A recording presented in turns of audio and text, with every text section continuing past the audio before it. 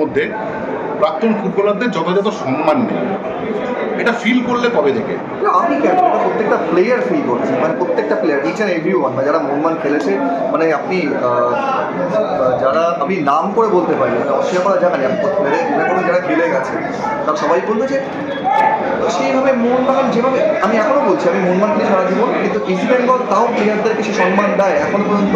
যদি প্রত্যেকটা প্লেয়ার নাম বলি, আমাদের ব্যাচের মেয়েটা বলো, নবী বলো, অ্যালিতে বলো, দীপঙ্কা বলো, অন্য বলো, তারা ক্লাবে যায়, নিজেদের সম্পর্ক আছে, তারা ক্লাবে যাওয়া আসা আছে, কিন্তু মোহনবাগানের কোনো প্লেয়াররা এখনো পর্যন্ত মোহনবাগান ক্লাবে যায় না। তার একটাই কারণ, সেই সম্মান এখনো পাচ্ছে না। এখন সম্মানের কথা যদি বলেন না, সমর্থকরা সম্মান দেয়, সেটা আমি অবশ্যই বলছি না। আমি বলতে চাইছি যারা আছেন দায়িত্বে, তারা কখনো একটা প্লেয়ারকে কখনো আজ পর্যন্ত সেভাবে কোনো ব্যাপারে আমি আজ পর্যন্ত দেখিনি, বা কোনো প্লেয়ারও আজ পর্যন্ত জিজ্ঞেস করেন, সবাই এক কথা বলবে, মানে যারা দায়িত্ব নেন তাদের কাছে একটা কোনো ব্যাপারে দরকারে ফোন করলে তারা কোনো রেসপন্স করে না, না কোনো প্রোগ্রামে ইনভিটেশন করে। সবাই হয়তো বলবে যে মোহনবাগান সবার ক্লাব, সবাই সবাই আসবে, কিন্তু মোহনবাগান সেই আসলে সম্মানটা তো পাওয়া যাবে।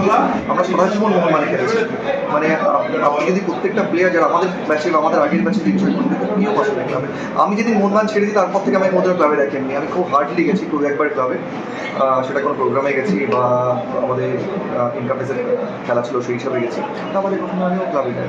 তার মানে এই নয় যে আমি ক্লাবকে ভালোবাসি, আমি ক্লাবকে ভালোবাসি, ক্লাবকে আমি চাই ক্লাবের ভালো হোক, ক্লাবের পরিস্থিতি সুন্দর হোক, এবং যারাই যে ব্যবহারগুলো সবার সাথে করে থাকেন সেই ব্যবহারগুলো আমার মনে হয় ঠিক হওয়া উচিত। টুটু বসুর অবদান তোমার কাছে, তোমার কাছে খুব মানে পরিচিত, তুমি তখন ক্যাপ্টেন ছিলে সেই সময়। এটা কিন্তু নির্বাচনী প্রচার সভা, তোমাকে কিন্তু দেখলাম এই প্রচার সভা।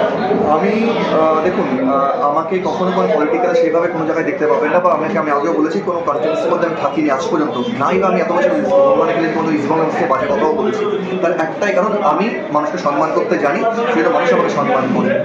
তো আমার মনে হয় যে যারাই আছেন, যেই দায়িত্বে আছেন, সেই সম্মানটা মানুষের প্রতি করা হয় না, যার জন্য সে এখন ওই কমিটিতে যারা আছে তারাও দেখবেন অনেকেই চলে আসতে চাইছেন, তার একটাই কারণ সে সম্মান পাচ্ছেন প্রথম।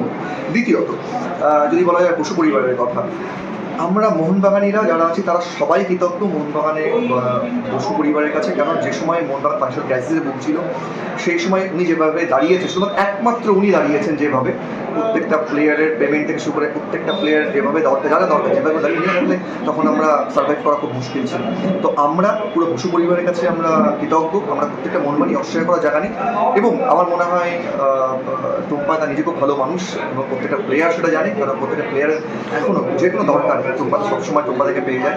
আমরা যারা খেলেছি বা যারা না খেলেছি তারাও জানে টুম্পা তাকে সবসময় প্রত্যেকটা ওয়ান কল হবে, টুম্পা সবসময় সবার সাথে থাকে।